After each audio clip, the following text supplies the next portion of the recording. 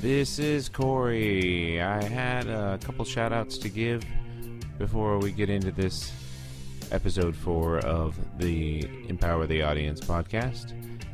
It's the time of year, effectively this week, is my birthday week. This is not a shameless plug for Facebook. Happy birthdays. And my wife has forbidden me to give out my home address, so no presents from you people.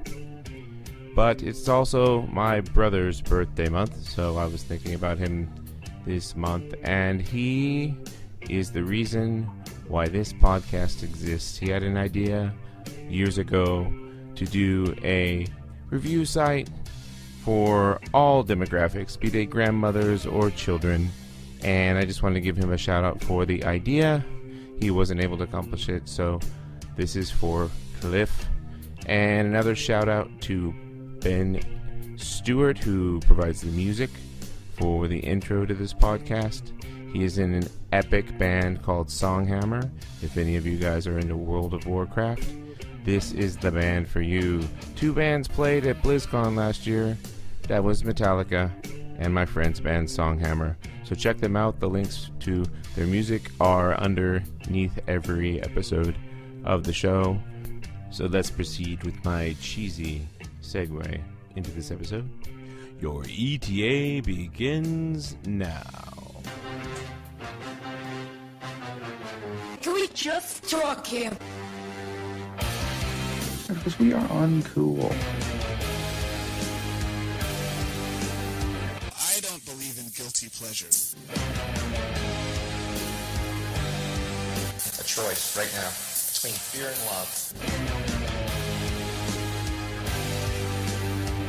Welcome back to Empower the Audience. I'm Corey, and I'm with Marshall, who has other pseudonyms. The One True Hazard. That's it. Oh, Just just one. Yeah. He has other personalities, but we don't talk about those. We are here to talk about the stuff we have been watching or consuming in our sense holes. I'm going to let him go first, and then we'll get back to what I've done this week. So one of the animes that we've finished watching, Vince and I rewatched a little bit ago, is the Attack on Titans. If you haven't seen it already, I think you can watch it on Netflix. But Attack on Titans is all about kind of a post-apocalyptic world where they're kind of piecing everything together. The world has been attacked by these gigantic humanoid creatures that they call Titans. Some of them are the size of a 2-story building. The anime opens up to one that is so big that even the biggest wall that they have isn't big enough to hold him out. And if you watched World War Z, you remember that wall in that movie? That's the wall that we're talking about. Wall. This thing was actually big enough that it could look over the wall at people. It does not pull its punches. It's very intense as far as like character drama, but it's also got a good sense of mortality. All of the characters in here don't get attached to them. Some of them will die, and horribly and graphically. Do you want to address complaints you guys have heard? Yeah, there's been a lot of talk that like this is a really slow and boring anime from some people, and I think that just kind of comes from some of the modern generation where everything has to be fighting constantly or it's boring. But there's a lot of intense character drama and storyline as people are trying to figure out, because it goes for most of the season off one particular conflict that's a tactical conflict. And so some people just can't handle that, I guess. So, this is our challenge to you. If you are a listener that's under, let's say, 25, expand your attention span. Find ways to do it. Watch the Godfather trilogy over one weekend. Watch the extended Lord of the Rings trilogy. And we're walking. Yes. Splunge. Watch the whole thing. Try to expand. If you do not do that, I fear for the future generations. Do this with your children when you have children. Let's get back to the time where we can actually sit down and watch something for long periods of time. Because I'm telling you, Cartoon Network, for now, it started with MTV, in my personal opinion, just everything being so fast-paced and editing. And then Cartoon Networks, you literally have to be consuming some kind of narcotic to create a Cartoon Network show nowadays. Yeah. It's ridiculous. So try to broaden your viewing or reading. Or I suddenly realized this is why every household must have an issue of Monopoly in the house, so that people can at least once sit down and play this game for hours on end until finally someone yells out, "Nana is a cheating whore," and then the game is over. Wow. He went there, didn't he? Yeah. But yeah, so if you can do this, I promise you'll live a fuller, richer life if you can expand your attention span, because there's so much good stuff out there that's going to require you to have patience, and I encourage it, because we need to do a generational turn on this. We can't keep getting worse and worse and worse, where YouTube videos start being too long. That's a bad precedent. We do not want to set that.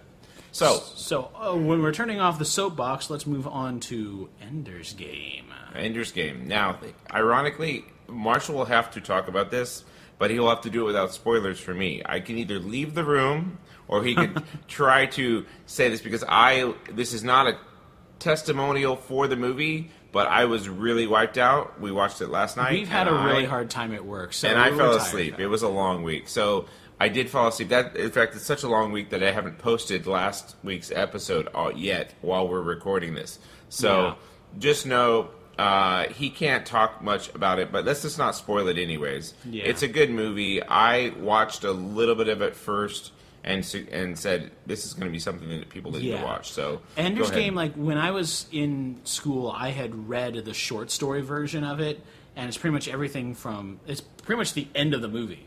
That's what the short story was. But in short, Ender's Game is a world after we've been invaded by aliens, and the aliens got driven off by one hero.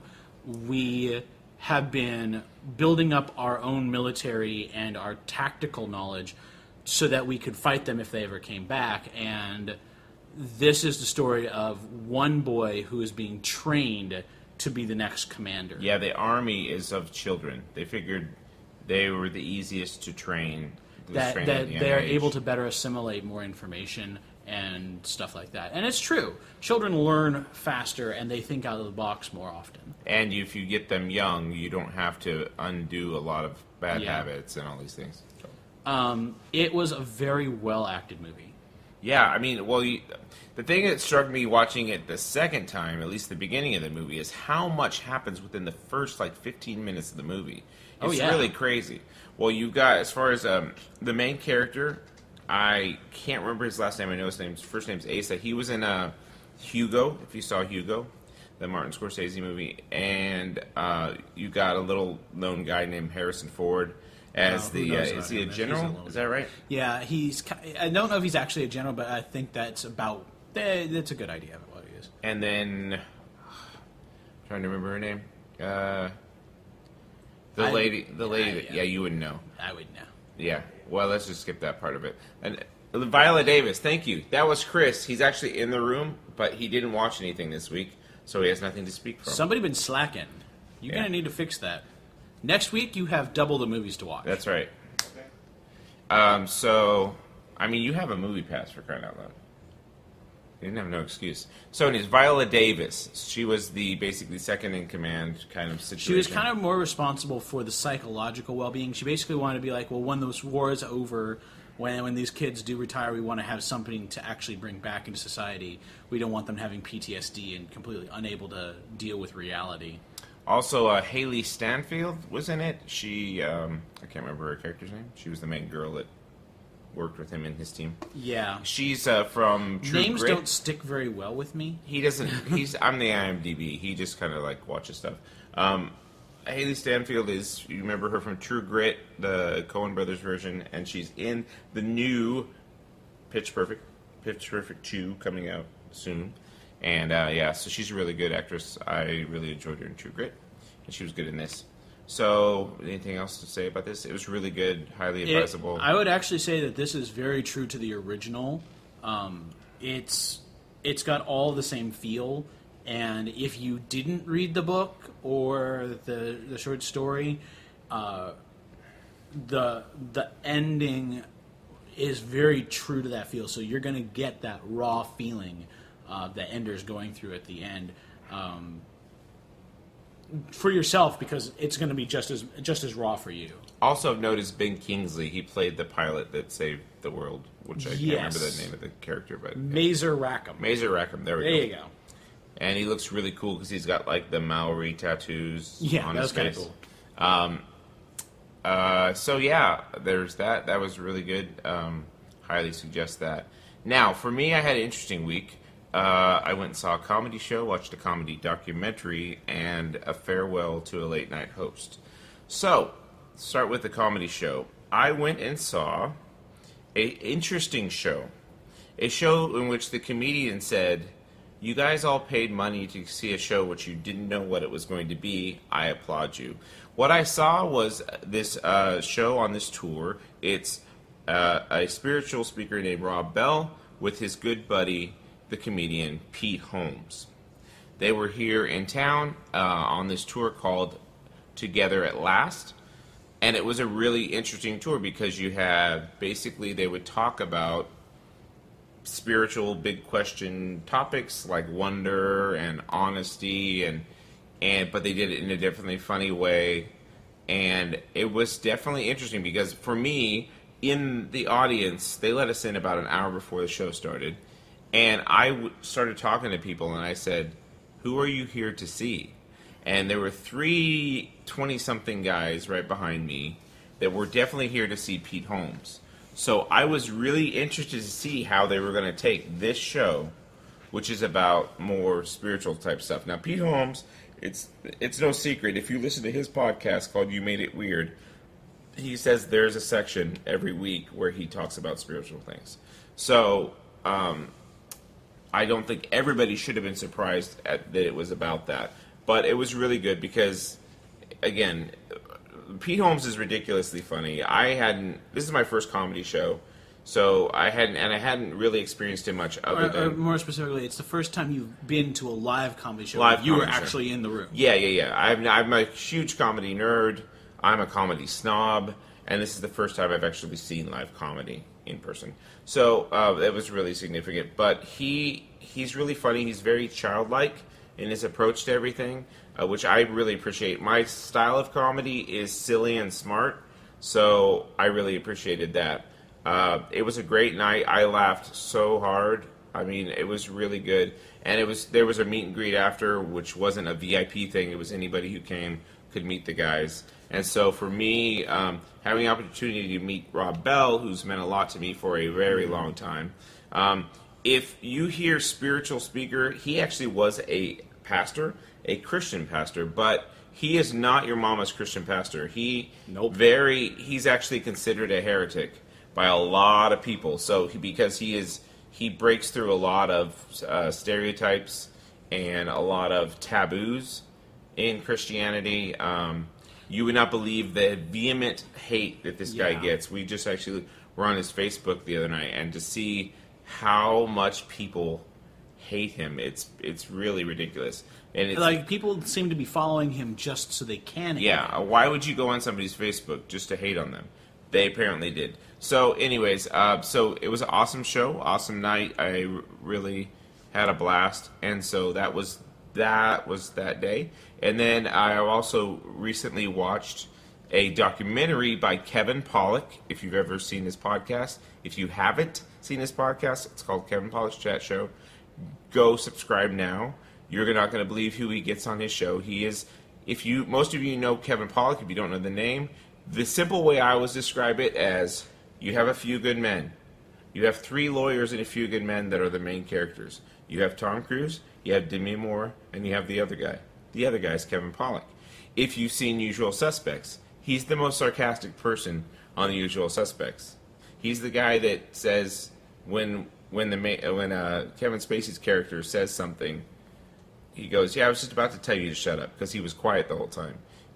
That's who Kevin Pollak is.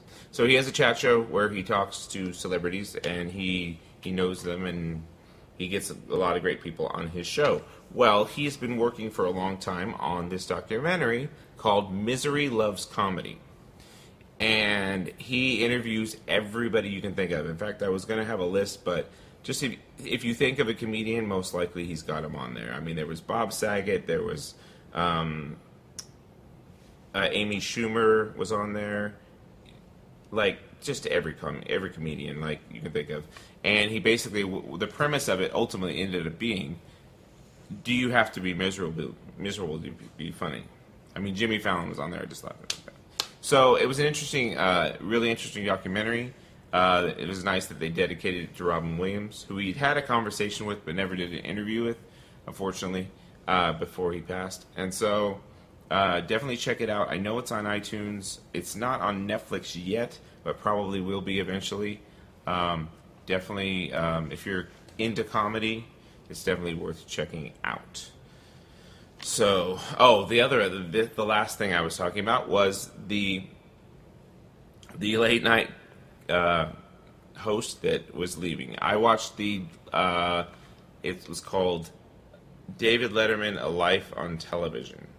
It was the primetime special hosted by Ray Romano about David Letterman. David Letterman, I have a very personal connection with David Letterman because I was a real square kid in high school. I didn't party. I didn't do any of that kind of stuff. I wasn't in that crowd. You had to kind of be cool to be invited to any of that stuff. I was not that. What I did do would be to stay up late. This is my rebelliousness, was stay up late and watch Letterman. So the reason why that was kind of a tricky thing to do, I had 6 a.m. classes in high school. So to stay up, watch Letterman at 12:30 a.m. and then go to 6 a.m. classes, I was shredded every morning. But it was worth it. Because Letterman, back when I was in high school, this is how old I was, he was on NBC. This is before the CBS Letterman that you guys probably know now. He was much edgier because he didn't have the budget that he has now. He would do crazy things like just throw TV sets off of 3-story buildings just to see what would happen. He put stuff in hydraulic presses just to crush it and see what would happen. He put on a suit of Rice Krispies and got in a bowl of milk just to see how loud the Snap Crackle Pop would be. He wore a suit of tortilla chips and got dunked in guacamole, then walked into the crowd and let them eat off of his suit. He wore a suit... He seems to be wearing a lot of things. Suits, yes. He wore a suit of Alka-Seltzer and got dunked into a tank of water. Now, the funny thing about that one is, in the dress rehearsal, the producer wore it to test it out and actually passed out because of all the carbon dioxide coming off of the surface of the water. So he had to wear full scuba gear when he went in. This is the kind of random stuff. If you guys like the show Jackass or the movies Jackass, he was doing this way before they were doing that kind of stuff. And so I loved him back then. He would call the bosses of his parent company pinheads. He basically said, I've been here for 5 years. They gave me a toaster. He made toast and threw it out in the audience, and then his prop department made a catapult for the toast. And it was just genius, fun stuff. And though I've just been reading that article in Entertainment Weekly about looking back on him, and everybody talks about how he treated celebrities. He didn't coddle anybody. He didn't think celebrity was something to be worshipped at all. So you might get razzed on his show. People,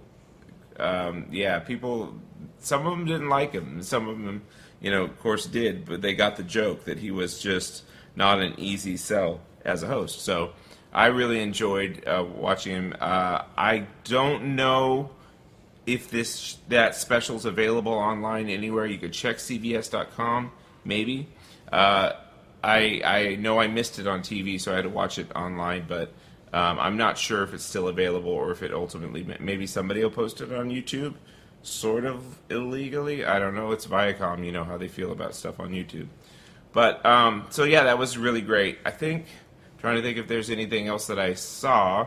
That was the majority of it. What Who are knows, we at, maybe- Producer Vince? Time-wise. What are we at, Producer Vince? 18. We're at 18. You got anything? Nothing? Okay. Music. I'm trying to think if there's any music. Well, I've been listening the crap out of Vaughn Smith's Onto Something.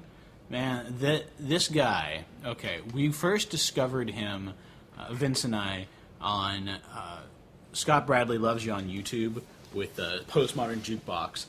This guy is an amazing singer with a really good high range, and when we started looking into him some more, Vince found that he had an album called Onto Something that you could get on iTunes or on the Apple Play Store.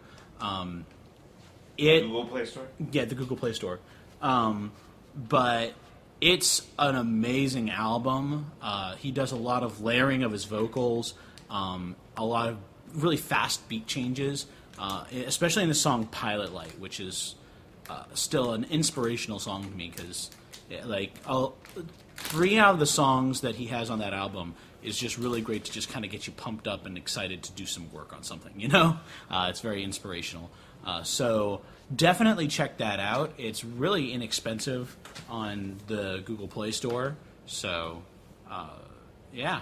So Vaughn Smith is only guested on Postmodern Jukebox, right? Well, Postmodern Jukebox is really Scott Bradley Loves You. So the only person that you're going to have every single time is Scott Bradley, who plays the keyboard. But he always has other people coming in to sing and play different instruments. He's always rotating through a specific cast of people. Got like 2 to 3. No, so I think he's got a total of 5 different female singers. He's got one guy that plays the iwi. You know what that is? I know what it is. Yes. Yeah. Electronic wind instrument. Yeah. It's like a saxophone, but it's electronic saxophone, so they can change whatever it is. It's like a keyboard in a sense, but it's a wind instrument. Yeah. So they can change the voice of whatever. It's a synthesizer wind instrument. So having that, Scott Bradley Loves You also has another part of his channel called Saturday Morning Slow Jams, where they reinterpret various Saddam kind of shows, their opening credit songs to be slow jazz music that you would see like 90s. Also, the one that we've been talking about the most is Postmodern Jukebox, where they'll take modern songs and reinterpret them as older styles. Usually jazz, but it could be other things. Oh, yeah. Definitely. So, yeah, I brought them up because I thought that's a good suggestion. So check out Postmodern Jukebox. We're not paid by them. We just like them. Check them out on YouTube. They're really good. And Vaughn Smith also has his own channel on YouTube where you can see some of his stuff. For example, the song "I'm Gonna Pop Some Tags." He did a version of that he did. He did it on. He did it live, so you can hear that. That's called Thrift Shop. Thrift Shop. Thank you. So this is a new segment, literally improvising right live. So you guys are the first to hear it. Okay, I'm frequently or infrequently, I don't know. It'll basically be when I think about it. I will literally grab my phone, which is a Samsung Galaxy S4. And I will let you know what's on my phone, what I'm listening to. I think it's an easy way for me to let you guys know what I do. Because I know, like, a lot of times if you listen to somebody, you kind of want to know what they're into. So currently on my phone right now, this is the music that's on my phone right now. I went a little hip-hop the other day, so I have A Tribe Called Quest, and that's the Low End Theory album. I have Beastie Boys, and that's To the Five Boroughs album. Then I have Eminem. I actually have a couple of these ones. Curtain Call, which is his greatest hits. Marshall Mathers LP, Real Slim Shady LP, and then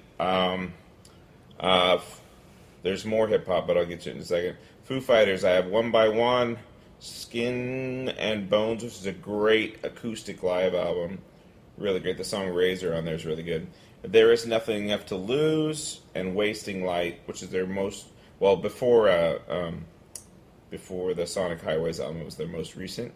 And then I have, speaking of Thrift Shop, that's why I looked it up, I have Macklemore and Ryan Lewis, which their 10,000 Hours song, I have to let you know, this is a personal for this group. We are all one company, so Vince and Marshall, and me, and my wife, Zany Laney. Chris. Movie Guy 84. We are all one company, and so a lot of times it's kind of rough doing a startup, and so the song that is one of our current motivational songs is 10,000 Hours by Malcolm Moore and Ryan Lewis. It's a really good song. If you haven't heard it, definitely check it out. I know the Thrift Shop was probably the first single off it. I don't know if 10,000 Hours is even a single because I don't listen to the radio. Would not know. So yeah, that's and then there's a guy named Jay Dilla. I was going to talk about this. I watched a documentary.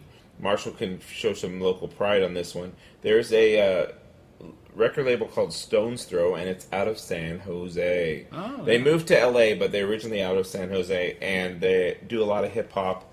And so I watched that documentary because I'm always interested in watching new music documentaries. And one of the artists on that was named Jay Dilla, and there's another artist named Madlib. So they did an album called J-Lib, and I think the album's called the group is called J-Lib, and the album is called Champion Sound. So that's the last thing that's on there. Now, one more thing I'll go through, because I'm sure you're interested in what podcasts I listen to. So, let me go back. I'm here. I just have to go back to my podcast screen. The number one I would say I listen to every week is Twit. This is called Twit This Week in Tech. It's Uncle Leo Laporte. If you want to know anything about tech news, this is a great podcast. It's available in video and audio, but I watch the audio. This is Leo Laporte's this guy who started out in doing tech radio in the 80s, man. This guy's been doing it since the beginning. And he was on a cable channel. There used to be a cable channel called Tech TV that ultimately morphed into that aberration called G4. And so he left, and he got fired, actually, from that, and started his own podcast, Dynasty. This thing's huge. He's got like over 20 shows. But This Week in Tech is a great weekly roundup of news. Great hosts on there with him, co-hosts on there. And so the next thing I have, which is really exciting for those of us that remember Tech TV, is Leo brought this show back called The Screensavers. I remember seeing Screensavers when I was first moving over here into Florida, and my dad and I would watch that show all the time. This is basically going to be, does it have the same feel as the old one? Yeah, for sure. It's basically what The Screensavers was on that network. Imagine a network of just technology shows that they were just for everybody. They even had a call for help show. Oh, yeah. If your Windows machine died with the blue screen of death, you could call directly into the thing. So Screensavers was kind of like the real big centerpiece of the network, where it was kind of a catch-all of everything. They would do just tons of stuff, from really technical stuff to just fun stuff. And so it's called The New Screensavers. I highly recommend it if you're into technology. A lot of stuff. Like on this one episode, they were doing Raspberry Pi stuff, which is really cool if you know technology that way. Yeah. The next show I have is called The Nerdist.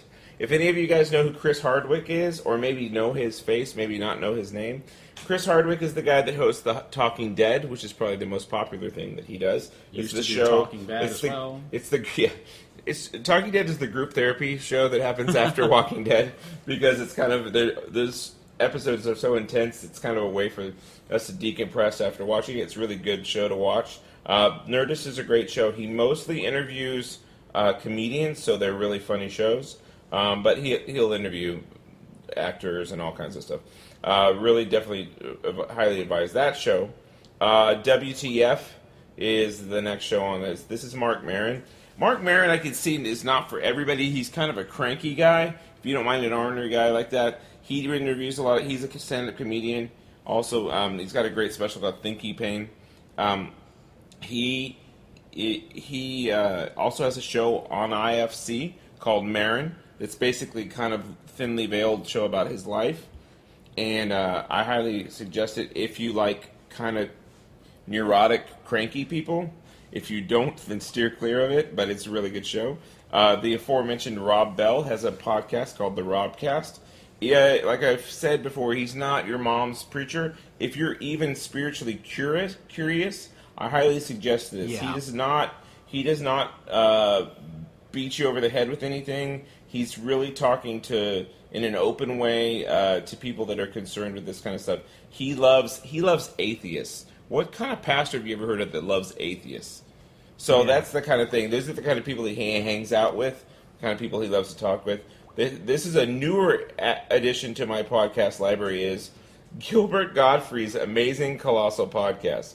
This is about the most ridiculous show I've ever heard. Imagine Gilbert Gottfried. If you don't know who this is, he used to say Affleck a lot until they fired him for saying some joke about 9/11 or something. He also is known to a lot of people as Iago from Aladdin. This podcast, the first one I ever listened to, was him interviewing Gary Busey, which is just almost broke my phone. It was just ridiculous. You got crazy people talking to crazy and people. the first one that I heard, because he showed it to me, was him interviewing Weird Al Yeah. Yankovic, and that one broke Gilbert. Yeah. He just Gilbert has a tendency. He laughs a lot on his podcast. He kind of goes off the rails. Well, let's be honest, he quacks a lot. Yeah, that's true. Yeah. The latest episode, which I have not listened to or downloaded, is Michael Nesmith from the Monkees. What he is also known for is finding obscure older actors and actresses. Like he interviewed 99 from the Get Smart show, and Agent 99. Yeah, he's really into that kind of stuff. In fact, the cover art for his podcast looks like an old B movie. So he's really knowledgeable about the old actors from like that kind of B movie campy type stuff. So you'll hear people that you may not even know existed. But like one of these episodes right here is he interviews Lee Merriweather, which I kind of remember the name, and then Julie Newmar, which is the original Catwoman from the 60s Batman. Mm-hmm. So that's the kind of thing. It's a very interesting kind of show. And then the second to last one is called The Moment with Brian Koppelman. Brian Koppelman, if you don't recognize the name, he co-directed the movie Rounders with Matt Damon and Edward Norton, which is one of my favorite movies. So he interviews people about their career and kind of focuses on this moment when their career shifted and they were able to do what they wanted to do, that kind of thing. It's a more intellectual one, but it's a really good one. And the last, this weird thing called Empower the Audience. Yeah, that's the last one on here. So yeah, who listens to that? Yeah, that one. Yeah, I guess it's just us. So, anyways, that's what I have on the thing. I probably won't repeat my podcast unless I find a new one that I really like. And so this has been Empower Your Playlist. Empower my playlist, yes. Guys, hit us up on social media if you're listening. Check us out. He is... give us The your One True handles. Hey, you'll be able to find me on Twitter on One True Hazard, but you'll probably have a better chance contacting me by finding me on Facebook. Facebook has all of his links. It's the best place to go until he gets his own splash page. If you go on to Facebook, look up The One True Hazard on Facebook, just in your search bar. You'll be able to find me. If you see a blacked out face, that'll probably be it. Yeah. And then if you go onto Twitter, One True Hazard, all together, because they don't have enough space for the. So let's clarify. It's a blacked out face, but not a black face. Not blackface. I don't do blackface. No, people. that's not good. No. And I am at Corey Estel, and you can find me on Tumblr right now. If you go to empowertheaudience.com, it'll go to Tumblr. But as soon as Vince helps me fix that, I will have my own brand new shiny blog for you to go to, and but it'll be the same address, empowertheaudience.com. And so check me out on Twitter. You'll also be able to find the rest of my stuff on theonetruehazard.com. I keep on forgetting that I have a website. Yes. So, yeah. So check us out on all the social media, Instagram, Facebook, Twitter, Tumblr. And I think that's about it. We wrapped up. I think we pulled it out. Yeah. Awesome. So, we're here to empower you guys. Check us out. And when I say empower the audience, I just want to define this real quick. That doesn't mean that we just want to stay here and say good things to you guys and tell us what we will listen to. Ultimately, we'll be looking for writers for our website once we get it up. So if you're interested, we'll work out a way for you guys to submit a writing sample to see if you can be writing for us. And a total dream later on would be even to be able to do some Skype calls or Google Hangouts and record a conversation with you as we talk with you about this. This is a community experiment for reviews. So you don't just have to sit here and listen. You can be a part of the discussion. Yeah, and if you do have any suggestions, hit us up at the places we mentioned before. Oh, you know. Alrighty. Thanks for joining us on Empower the Audience. Have a great day.